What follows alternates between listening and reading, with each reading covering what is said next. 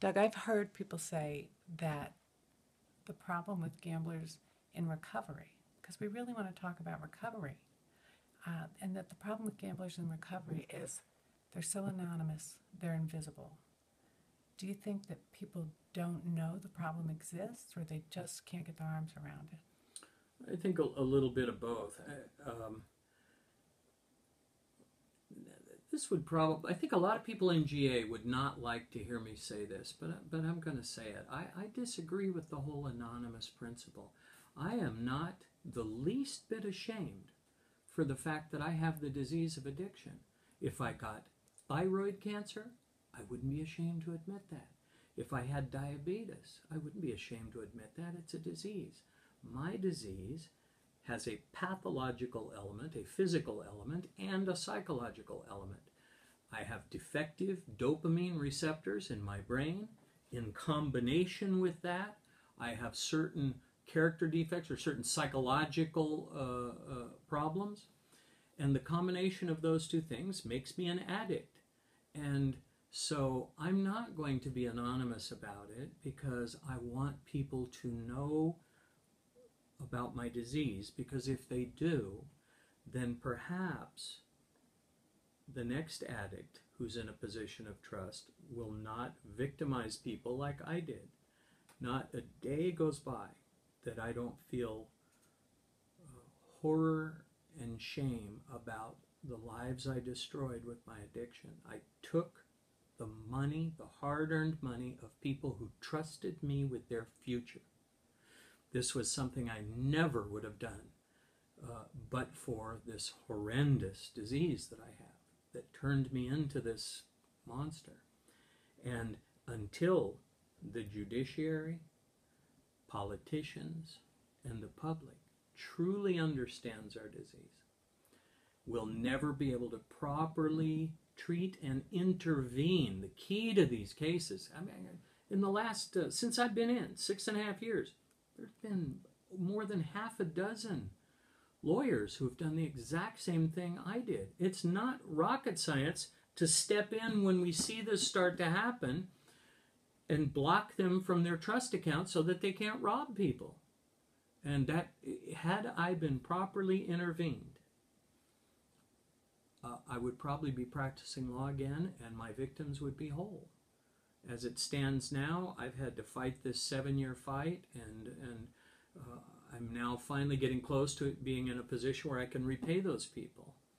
But until we give up our anonymity, until our disease is able to be talked about normally, just like everything else, then it's not a problem that's going to be solved in a cogent way.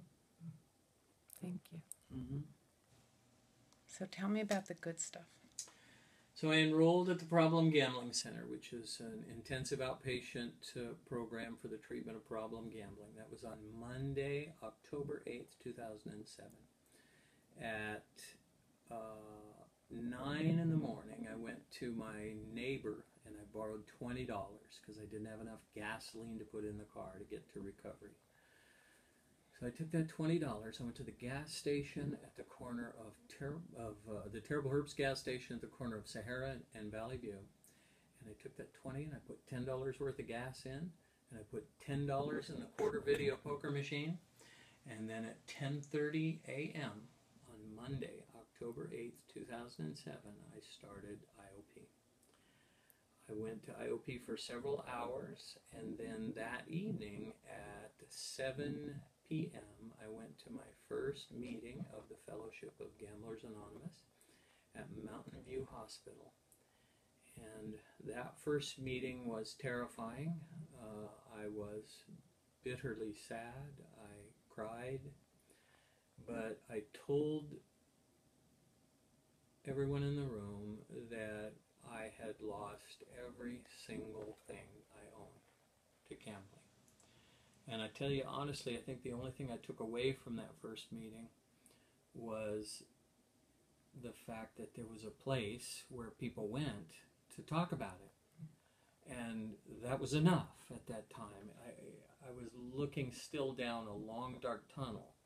And people use this metaphor to death, but I'm going to use it because it works for me. I did see just a little pinpoint of light at the end.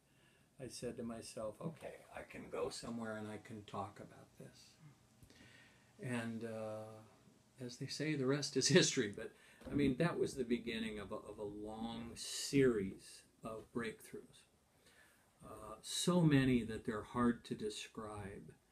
But it, in essence, was a complete rediscovery of who I was. I had totally forgotten who I was and what I liked and what I did. I like to say sometimes that the last time that I was what you'd call a normal person was when I was a 15-year-old farm boy, irrigating potatoes every day and hunting arrowheads after I got off work and doing chores around the farm and loving my family and living a carefree, happy existence. And what the beginning of one of the first breakthroughs I got is that I remembered who that kid was. I went, oh my goodness, yeah, I used to love that. I used to love fishing.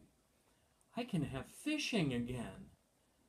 I'm not a prisoner to all this stuff. And I learned how many defects I had. I learned how other people saw me. There was a counselor at the Problem Gambling Center. Her name's Linda Creelman. Linda Creelman did me more good in 6 weeks than 15 years of private psychotherapy that I had paid cash for when I was an attorney. Didn't want it to be on my record of my insurance. No, then people would think I was crazy. So I paid cash for, and I got a couple of breakthroughs out of that. But Linda Creelman had a very strong, very forceful personality, and she was able to crack the social masks and defenses that I had built up in my addiction and peel back the layers and begin to reveal that little kid again and who that decent human was that I used to be. That was a frightening experience. There was a time when I thought, whoa, we're going to keep peeling away here and there's going to be nothing left at the middle. I was wrong on that. I was glad, but I was worried because every time I thought, okay, well, now I know that I've been acting fake to everybody all my life. Okay, so that's good. Now I'm not going to act fake anymore. Then something else would break through, and I'd realize, oh my God, I have this other major defect, and they kept falling away.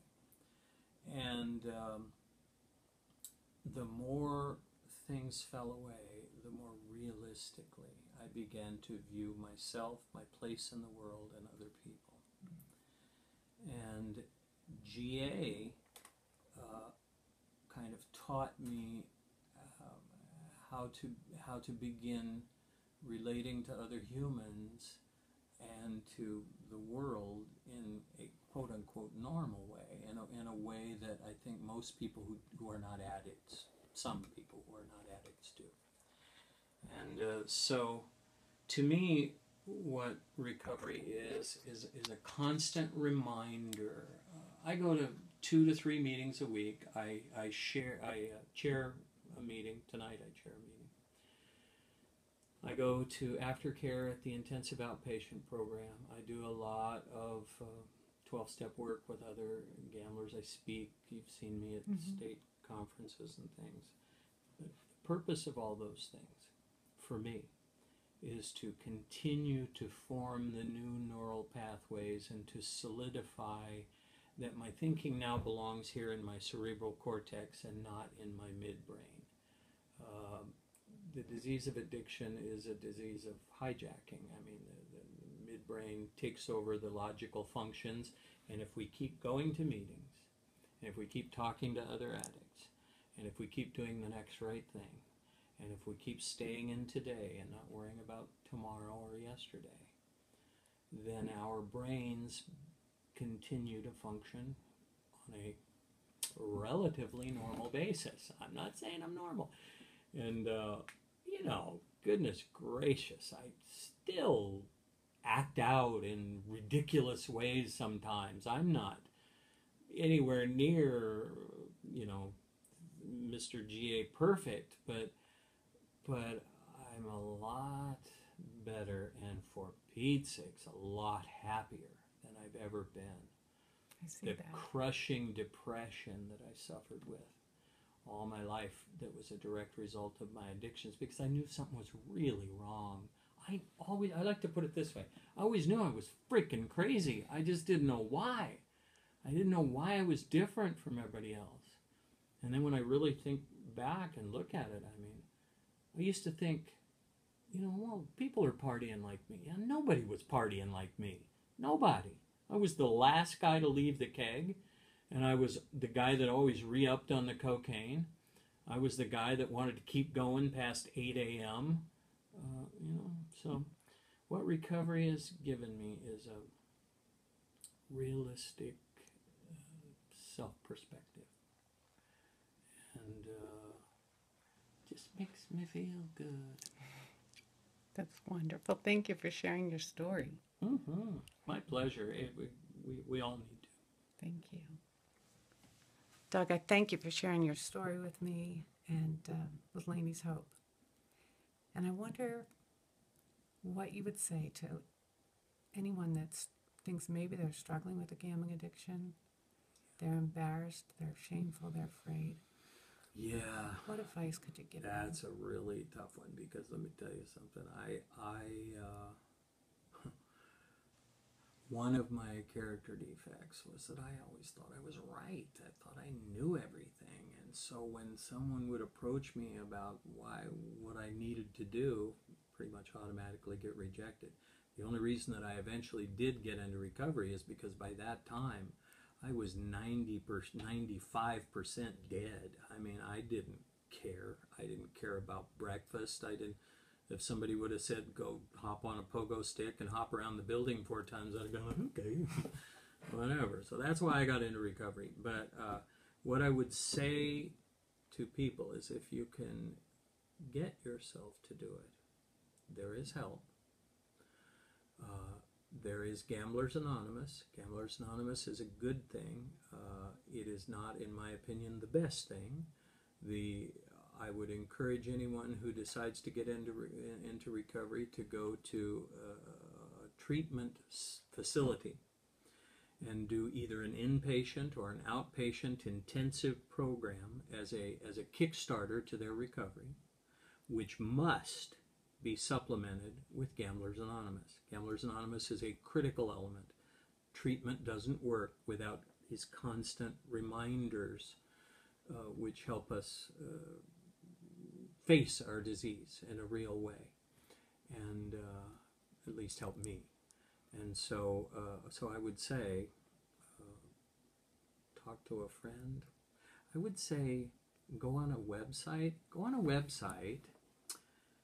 And go to the Gamblers Anonymous website and look at the diagnostic questions and answer them honestly.